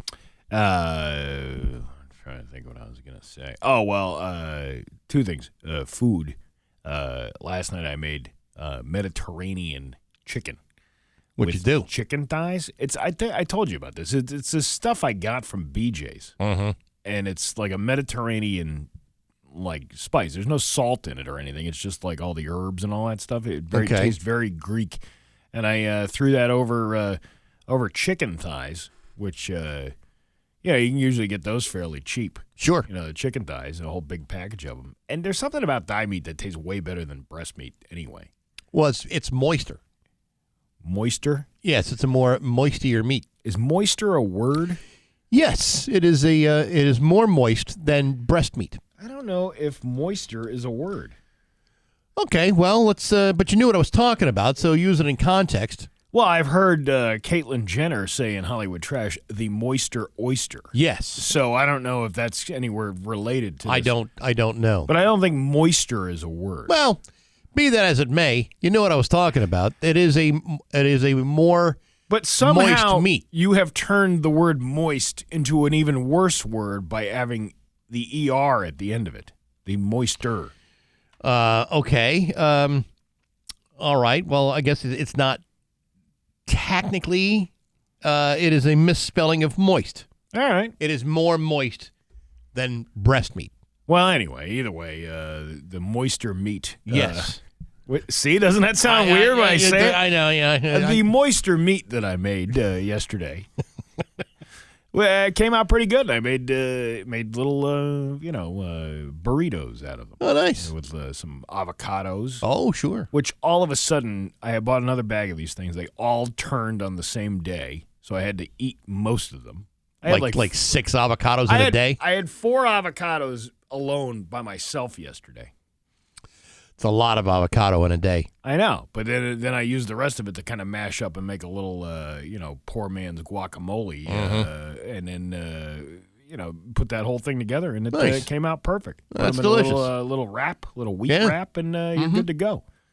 Good stuff, man. Listen, I love that. I love all that stuff. Yeah, I love it all. And the reason why is I did that is because I had a gift card from Chipotle, and it's actually pronounced Chipotle. Yeah, well, it's Chipotle in my mind, and my kid, I went out. 2 weeks ago, I went out and I said, you want anything? Hey, how about a burrito from Chipotle? And I go, okay, I guess so. So I had this $25 gift card. Yeah. One burrito was just enough there's 40-something cents left on the gift card. Thank God I didn't have to pay for that. It's like a $24 burrito? It's a freaking burrito. I don't know why all of this stuff costs so much to put into one burrito. I mean, Bueno's burritos are much cheaper than that. Those are reasonably priced burritos. Plus, you're getting a more, I think, a fresher experience at one of those places. Probably Chipotle, but it is pronounced Chipotle. Yeah, well, I really don't care how it's pronounced. I'm not going back there because I'm not spending the money. It's ridiculous. It's ridiculous how much of this stuff costs. I went to the grocery store yesterday. I got 2 bags of food, and there wasn't, they were not jam-packed bags of food. $95. Yeah, but it's like ridiculous. But for $12, I made enough to have probably 7 burritos. I know. It doesn't make any sense with all that stuff. Let's see. Let's order one. Build your own. All right. Okay. We'll do a thing. Burrito. This is a Chipotle. Find a Chipotle. All right. You want steak? You want steak? Steak. All right. We'll pick, that's probably the most expensive one, right? Okay. Oh, and then find a. They're making it difficult on you, aren't they? Well, they want it, but because the pricing is different at different places. All right, which then is ridiculous. Let's try that. All right. East Long Meadow. Pick up here. Okay, we'll do. So we did steak, $12.35 just for the steak portion. Okay. So you add that to the bag, right? And then do you want rice? Yeah, I want. Sure, rice. I want rice. A little rice in there. Add to bag. Black beans or no beans? I like beans. Beans? Okay. Give this meal a name. Overpriced. Save, right? Right. And then you want chips and guac to go with it, too? Sure, I do. Because that's another. And then the chips. And there you go. Uh-huh. Check out. We're at $17.50, and that's not even adding on any like the guacamole. Like that's another $2, and that's what added up to this $24 burrito experience. So if I get sick to my stomach, it'll be because of the price of the burrito, won't because the listeria I may have caused. No, they've overcome that hurdle. Okay, good. Yeah. Okay, good. All that. So that wave of nausea and vomiting is purely price driven. $24. Wow. For a burrito and some tortilla chips with some cheese on the side. That's what it was. It was a burrito, adding guac, adding whatever the hell it was, a queso. Queso's expensive, apparently. Sure. Which you can go buy that big jar of it at Costco for like $9. You can make it yourself. It's not that hard. Yeah, you just melt some cheese, right? That's, cheese and cream, probably. Cheese, cream, maybe some chilies in there. Whatever. Yeah, whatever the deal is. Ridiculous. It is outrageous. $24 for a burrito. Anyway. And that's just one kid. Yeah, I don't even have any point to that story. It doesn't need to be a point. It's just like it's ridiculously expensive to eat food. Mm-hmm. But you can settle and make do with some of the cheaper 90 meat outlet. They got some pretty decent prices on. Arnold's got some pretty decent prices. Oh yeah, meat. There's ways of getting around it. But even if you're being smart about what you're buying, everything is more expensive. Yeah. Across the board. And that sucks because I'm hungry now. Now that we've been talking about burritos for the last 15 minutes, I want a burrito. You're hungry and you're out of money. That's the problem. That's exactly it. I don't have enough money for a burrito at Chipotle. All right. Well, there you go. That's what really grinds my gears. It's Bax and